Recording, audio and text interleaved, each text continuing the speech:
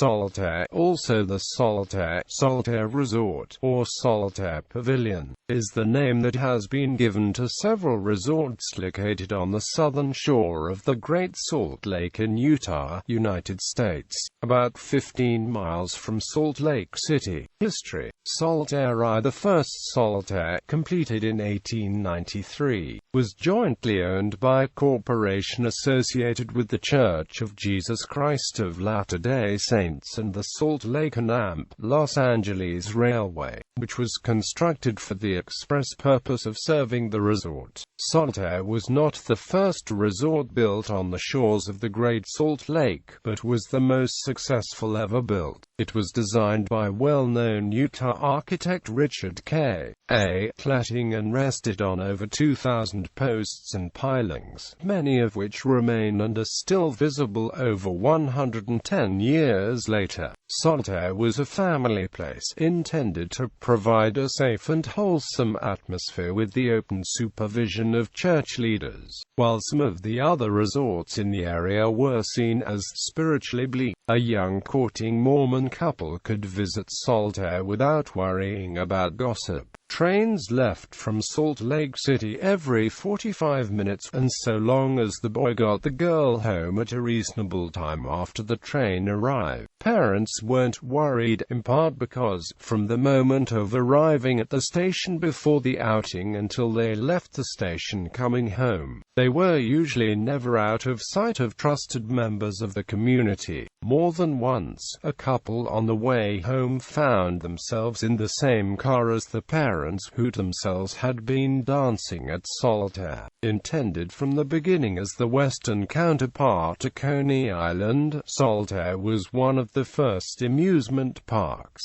and for a time was the most popular family destination west of New York. Some criticism was pointed at the church over the sale of coffee, tea, or alcohol, as well as Saltair's being open on Sunday. The church finally sold the resort in 1906.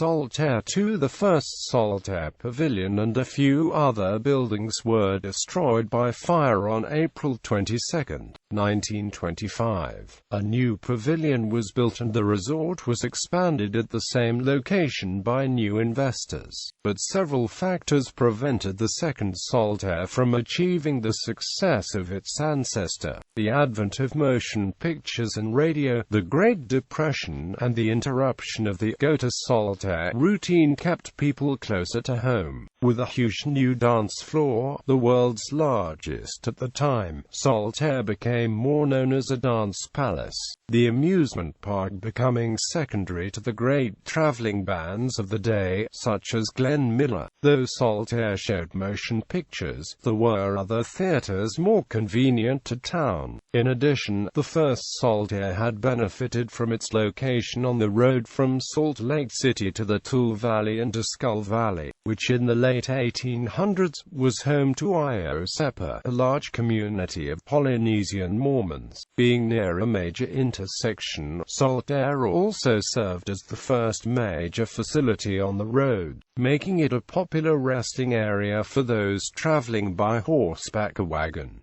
When Saltair was rebuilt, however, this traffic was all but gone. Part of the reason was the advent of automobiles, bus and train service to the Tule Valley, but the other cause was the abandonment of Iosepa, as Polynesians went to homes in the Salt Lake Valley of the community forming around the new LDS temple in on Oahu in the Hawaiian Islands.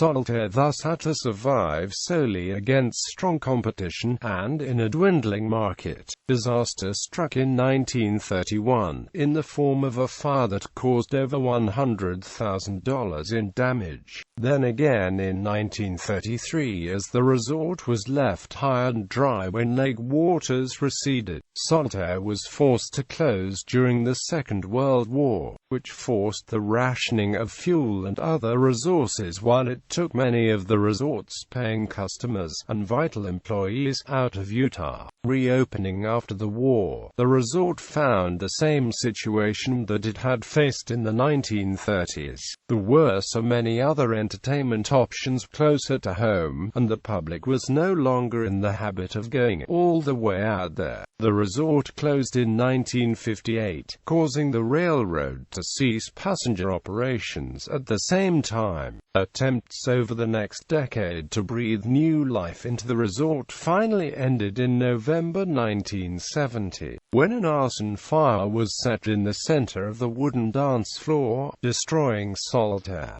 Saltair 3 proximity to Interstate 80, plus new population expansion into the Tule Valley and the western Salt Lake Valley, prompted the construction of a new Saltair in 1981. The new pavilion was constructed out of a salvaged Air Force aircraft hangar and was located approximately a mile west of the original. Once again the lake was a problem, this time flooding the new resort only months after it opened. The waters again receded after several years, and again new investors restored and repaired and planned, only to discover that the waters continued to move away from the site, again leaving it high and dry. Concerts and other events have been held at the newest facility, but by the end of the 1990s, Saltair was little more than a memory, too small to compete with larger venues that were closer to the public. While there is occasionally activity now and then, through most of the early 21st century, the third Saltair was all but abandoned. In 2005, several investors from the music industry pooled together to purchase the building and are now holding regular concerts there. Bands, singers, and DJs such as George Clinton, Marilyn Manson, Rob Zombie, Ruth Mendoza, Bob Dylan, The Used, Dave Matthews Band, The Black Crowes, Deadmau5, Tiesto, DJ Baby and Evanescence, Panic at the Disco, Children of Bodom, and other notable hip-hop music and rock music acts have all performed there recently. On February 18, 2011, Kesha performed to a sold-out crowd on her Get Sleazy tour. Remnants relics of the age of the Great Salt Lake resorts are nearby and can be seen from the highway. Until recently, the most noticeable of these was the skeleton of Car 502, one of the Salt Lake, Garfield and Amp Western's interurban rail cars that sat beside the ruins of an old powerhouse. The powerhouse once fed lights and roller coasters at the entrance to the original Saltair. The rail car was removed on February 18, 2012 by the property owner for safety concerns. Rows of pilings snake outward toward the lake, all that remains of the railway trestle and pier that once led to the earlier Saltair Resort. The surviving buildings of Lake Park, one of Saltair's neighbors, were moved to a new site 30 miles away, where the Lagoon Amusement Park has grown around them. The Salt Lake, Garfield and Amp Western still exists as a common carrier shortline railroad, providing switching service in the Salt Lake City area. However, the tracks no longer reach to the resort itself.